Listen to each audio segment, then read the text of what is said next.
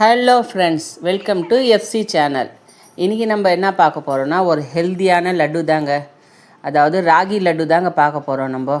இது சின்ன பசங்களுக்கு இந்த குறுக்குறை, இந்த லேஸு இதெல்லாம் கொடுக்குறதோட இது நல்ல ஹெல்த்தியாக செஞ்சு கொடுங்க. இப்போ வாங்க எப்படி செய்கிறதுன்னு பார்க்கலாம். முதல்ல ஒரு பவுல் எடுத்துக்கோங்க. அதில் ராகி மாவு நான் 1/2 கிலோ எடுத்துக்கிறேன். 1/2 கிலோ மாவு ஒரு பவுலில் கொட்டிக்குங்க. அதுக்கப்புறமா நல்லா கொட்டிட்ட பிறகு கொஞ்சம் கொஞ்சமாக தண்ணி ஊற்றி கொஞ்சம் நல்லா பிசைஞ்சிக்குங்க. கொஞ்சம் கொஞ்சமாக ஊற்றுங்க, அதிகமாக ஊற்றிடாதீங்க. நல்லா கொஞ்சம் கொஞ்சமாக பிசைஞ்சிக்குங்க. பிசைஞ்சு நல்லா கெட்டியெல்லாம் இருக்கக்கூடாது.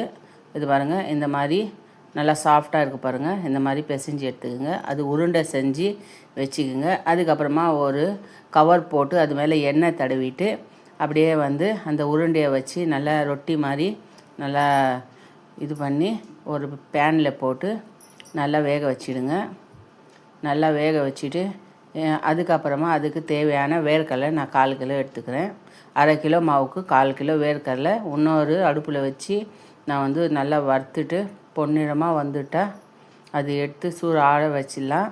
அதுக்கப்புறமா இந்த ஒரு சைடு ரொட்டி நல்லா வெந்துச்சு, ராகி ரொட்டி அப்படியே திருப்பி போட்டுக்கலாம். திருப்பி போட்டு நல்லா கொஞ்சம் ஸ்லோ ஃப்ளேம்லேயே வச்சு நல்லா வெந்துட்டோம். ஃபாஸ்ட்டாக வச்சிங்கன்னா நல்லா வேவாது அது. அப்புறமா ஒரு ஸ்பூன் எண்ணெய் விடுங்க. எண்ணெய் விட்டால் விடுங்க, இல்லைன்னா கூட நெய் இருந்தால் நெய்யும் விடலாம். நான் இன்றைக்கி எண்ணெய் தான் விட்டுக்கிறேன். அதுக்கப்புறமா நல்லா திருப்பி போட்டு நல்லா உள்ளே வெந்துட்டோம். அதுக்கப்புறமா இது வேர்க்கடலை ஆற வச்சிடலாம். அதுக்கப்புறமா இது ஆறின ரொட்டியை சின்ன சின்ன துண்டுங்களாக பண்ணிட்டு நல்லா சின்ன சின்ன துண்டுங்க பண்ணிக்கோங்க. அதுக்கப்புறமா மிக்ஸி ஜாரில் போட்டு அரைச்சி எடுத்துன்னு வந்துடுங்க. நல்லா மெலிசாக அரைச்சி இந்த மாதிரி பாருங்கள். நல்லா அந்த கெட்டிங்க எல்லாம் இல்லாமல் நல்லா. அதுக்கப்புறமா ஒரு பவுலில் போட்டுக்குங்க. அதுக்கப்புறமா வேர்க்கடலையும் அதே மாதிரி நல்லா தோலெல்லாம் இது பண்ணிட்டு அரைச்சின்னு வந்துடுங்க.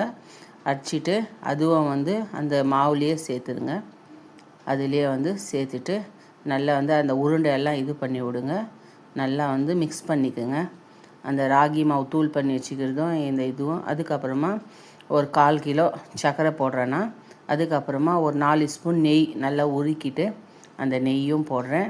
நீங்கள் சின்ன பசங்க டேஸ்டியாக சாப்பிட்ணுன்னா என்கிட்ட கொக்கோ பவுடர் இல்லை, கொக்கோ பவுடர் இருந்துச்சுன்னா அதுவும் நீங்கள் ஒரு 100 கிராம் சேர்த்துக்கினா நல்லா டேஸ்டியாக இருக்கும். அதுக்கப்புறமா உருண்டை செஞ்சுக்குங்க. உருண்டை செஞ்சு நல்லா இது மாதிரி வச்சு தினமும் பசங்களுக்கு ஸ்நாக்ஸாக இது கொடுத்தா நல்ல ஹெல்த்தியாங்க. இப்போ இருக்கிற பசங்க சாப்பிட்றதில்ல. ஓகேங்க, பிடிச்சிருந்தா லைக் பண்ணுங்கள், ஷேர் பண்ணுங்கள், கமெண்ட் பண்ணுங்கள்.